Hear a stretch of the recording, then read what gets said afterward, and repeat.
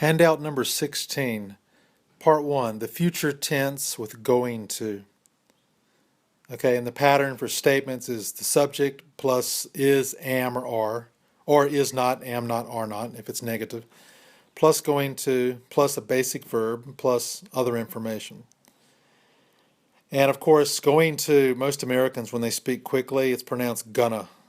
So going to, gonna. So listen to and repeat, the following example sentences. Number 1. I am going to meet my friend tomorrow for lunch. Okay, and faster. I'm going to meet my friend tomorrow for lunch. I'm gonna meet my friend tomorrow for lunch. Number 2. She isn't going to travel next year. And faster.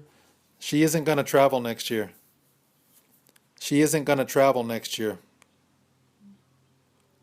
Number 3. You're going to have a good time in Hawaii. Faster. You're going to have a good time in Hawaii. You're going to have a good time in Hawaii. Number 4. Be careful. That cup is going to fall off the table. And faster. Be careful. That cup is going to fall off the table. That cup is going to fall off the table. Number 5. I think France is going to win the next World Cup. And faster. I think France is going to win the next World Cup. I think France is going to win the next World Cup. Okay, and the pattern for questions, of course, is the same, except the subject and the verb are flipped around. So it's is, am, or are plus the subject. So listen to and repeat the following example sentences. Number 1. Do you think she is going to pass the test? Do you think she is going to pass the test? And then faster. Do you think she's going to pass the test? Do you think she's going to pass the test? Number 2. Are you going to go to his party tonight? And faster. Are you going to go to his party tonight? Are you going to go to his party tonight? Number 3. Is Scott going to buy a new house soon? And faster. Is Scott going to buy a new house soon? Is Scott going to buy a new house soon? Number 4. Am I going to live a long time? And faster. Am I going to live a long time? Am I going to live a long time? Number 5.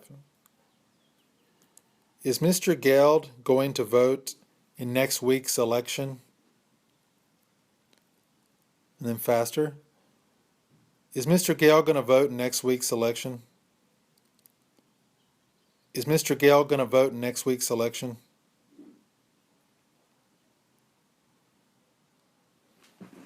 Okay, and what situations do you use going to? Well, there's really 2 kinds of situations. The first one is you talk about somebody's plans for the future and you're already sure, you already decided, and you're sure what you're going to do.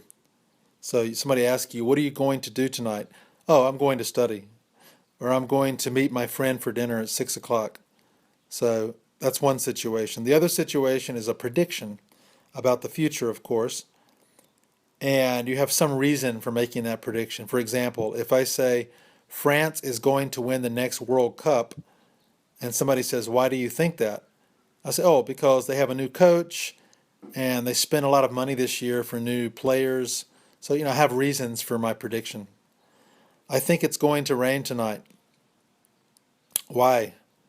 Well, I can see the sky in the distance. The sky is getting dark, and I can see the clouds. So that's my prediction. Now, maybe I'm wrong. Maybe it doesn't rain tonight, but, that's my prediction. Okay, part two is about using the verb will. And I hear a lot of students say, somebody asks them, what are you going to do tonight? And they say, I will study. I will eat dinner. Now, I mean, it's correct grammar, but the problem is it doesn't sound natural. Most Americans don't say, I will eat dinner. If you already have a plan, just say going to. So, what are you going to do tonight? I'm going to eat dinner. I'm going to study. That sounds more natural. But the most common situation for will is when you have a decision, you make a sudden decision, right? Or you make a sudden promise to do something. There's no plan, right? You get some new information and then you make a decision or a promise. So look at the examples. Listen to and repeat the following example sentences. Number one, I forgot my money. Oh, that's okay. I'll give you $5. Number two, I feel sick. Oh, okay. I'll get you some medicine. Number three, I need to study now. Oh, okay. I won't listen to music. Right, I'll turn off the music. Number four, I don't understand this grammar. Don't worry, I'll explain it to you tomorrow. Okay, so you see all of those situations, the B person, it was new information for them. And so they think about it for a second, and then they make a sudden decision or a sudden promise to the other person.